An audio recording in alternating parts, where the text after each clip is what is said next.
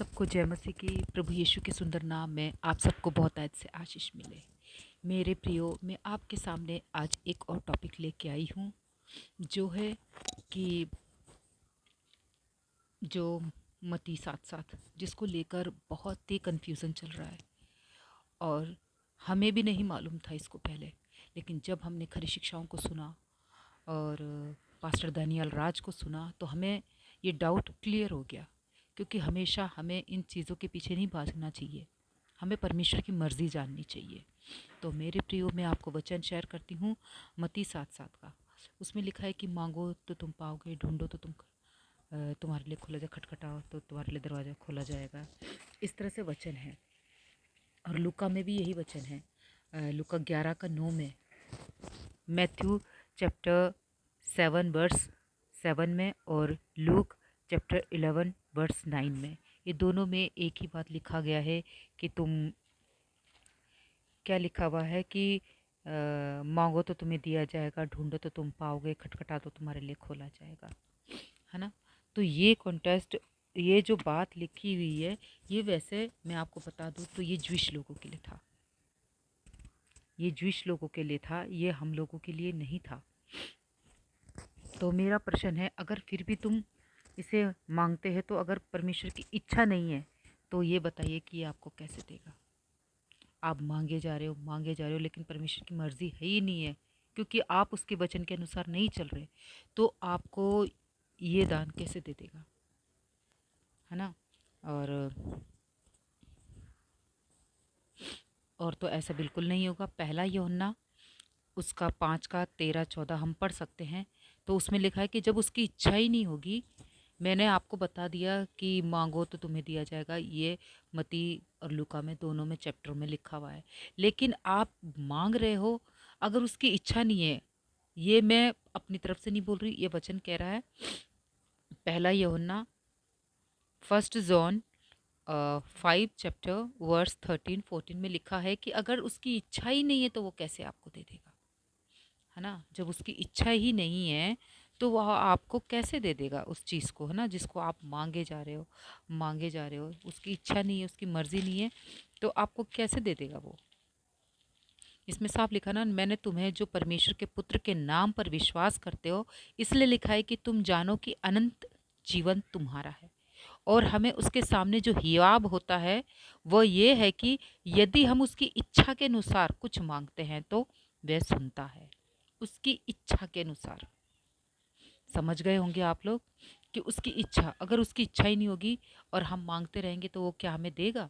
हम उसकी इच्छा के अनुसार नहीं चल रहे और हम कह रहे हैं हमें गाड़ी बंगला दे दो, ये दे दो, वो दे दो, ताकि मैं सुख से रह सकूं, तो क्या आपकी इच्छा पूरी होगी। धनवान के पास सब कुछ था, उसने ये नहीं कहा परमेश्वर मैं आपकी इच्छा के अनुसार चलना चाहता हूँ, आपके लिए खर्च होना चाहता हूँ। अपने आत्मा से कहता है कि इसे खा पी और खूब ऐश और आराम से रहे। तो ये गलत है ना। जिसने हमें बनाया, हम उसकी इच्छा के अनुसार नहीं चलेंगे तो आप कैसे भी सोच भी कैसे सकते हो कि वो आपकी इच्छा पूरी करेगा। और मैं आपको बता दूं, ये ज्यूइश लोगों के लिए था। और दूसरा मैं बता देती हूँ कि ये हमारे लिए वैसे भी नहीं है ये वचन। जब पवित्र आत्मा आ गया तो ये वचन हमारे लिए नहीं है। रोमियो उसका 8:26-27-28 में आप पढ़ सकते हो। रोमन्स चैप्टर 8 वर्स 26, 27, 28 आप इसमें पढ़ सकते हो कि उसमें साफ लिखा है कि आपको वो सिखाता है कि कैसे प्रार्थना करना चाहिए, है ना। तो भी यीशु कहता है कि मैं तुम्हें बहुत कुछ सिखाना चाहता हूँ। मैं बहुत कुछ तुम्हें, मतलब इस वचन के अनुसार उसने बोला है कि मैं तुम्हें बहुत कुछ सिखाना चाहता हूँ, लेकिन मैं तुम्हें कैसे सिखाऊं। इसलिए मैं एक सहायक भेजूंगा, पवित्र आत्मा, वो तुम्हें सारी बातें सिखाएगा। तो जब पवित्र आत्मा आ गया तो ये कॉन्सेप्ट ख़त्म ही हो गया ना। मांगो तो तुम्हें दिया जाएगा। अगर फिर भी अगर हम कोई चीज़ की इच्छा रखते हैं, क्योंकि हम संसार में रहते हैं और हमें लोगों के पास सुसमाचार पहुंचाना होता है, जैसे कल हमारे ब्रदर गोविंद जी ने बताया कि अगर हमारे को वो ज़रूरत है परमेश्वर के कार्य के लिए, जैसे हमें घर की ज़रूरत है, हमें घर में रहना, क्योंकि रेंट में बहुत खर्चा रखता है और हमें बहुत कुछ की सुविधा चाहिए होती है ताकि हम लोगों को सुसमाचार पहुंचा सके वीडियो के ज़रिए, है ना। तो ये घर में रहकर हमें करना होता है। फिर या हमें कहीं जाना होता है, वहाँ सुसमाचार सुनाना है, तो हमें दिक्कत आती है। हमारे पास कोई साधन नहीं है कि हम कैसे जाके दूसरों को सुसमाचार सुनाएं। तो आप परमेश्वर के सामने इस बात को रख सकते हो कि परमेश्वर, मैं आपके काम के लिए इस चीज़ की मुझे ज़रूरत है, आपकी इच्छा हो तो आप हम मुझे दीजिएगा। तो हमें परमेश्वर की इच्छा को जानना है, उसके बाद ही अपनी परेशानी उसके सामने रखना है, तो वो सॉल्यूशन निकालेगा ना। अगर हम मांगते रहेंगे और उसकी इच्छा के अनुसार नहीं चलेंगे, तो बताइए वो आपकी इच्छा कैसे पूरी करेगा। ये तो कॉमन सेंस वाली बात है ना। मांगे जा रहे, लिखा है मांगे जा रहे, और आपको पास्टर लोग जो आपके जो जिसके चर्च में जाते हो आप, वो आपको नहीं सिखाएंगे, बस कहेंगे मांगते रहो। जिब्रिश बोलने का दान है, उसे मांगते रहो, मांगते रहो, पागलों की तरह मांगते रहो, मांगते रहो। अगर वो चीज़ का कोई मायने नहीं है, तो परमेश्वर आपको दे नहीं सकता। और वो अन्य भाषा तो आपको पता है कौन दान करेगा, कौन आपको देगा, है ना। शैतान के सिवा कोई वो दे नहीं सकता है। जिसके पास भी है वो शैतान की है सब। और इस बात को, इस वचन को लेकर आपको दूसरे चर्च के लोग कभी भी क्लियर नहीं करेंगे। लिखा है और आपको बता देंगे चर्च में कि ऐसे लिखा है, और वो जो बेचारे बाइबल खोल के भी नहीं देखते हैं, वो कहेंगे हाँ पास्टर जी ने सही बोला, अब हमें इसे मांगते रहना, दुआ प्रार्थना करते रहना है, हमें मांगते रहना, दुआ प्रार्थना करते रहना, दशमांश देते रहना है। अरे भाई, उसकी इच्छा तो जानो। यूहन्ना 1 चैप्टर वर्स 13-14 में उसकी इच्छा तो जानो, क्या लिखा है वचन में। तभी तो हम उसकी इच्छा को जानेंगे, तब तो वो हमारी इच्छा को पूरी करेगा।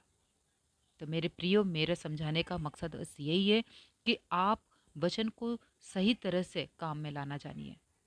वचन को कॉन्सेप्ट में पढ़िए, कॉन्टेक्ट में पढ़िए, है ना। कौन सा वचन किसके साथ मेल खा रहा है वो पढ़िए, वो समझिए। अगर आपको नहीं समझ में आता है तो मैं आपको हर वीडियो में यही बात कहती हूँ कि आप short term Bible college Mumbai में पास्टर दानियल राज जी के साथ कीजिए, तो आपकी सारी वचन को लेकर जितने भी डाउट है क्लियर हो जाएंगे।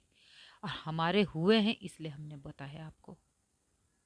अब मैं भी कोशिश कर रही हूँ जाने की, और बहुत जल्दी मैं जाऊँगी।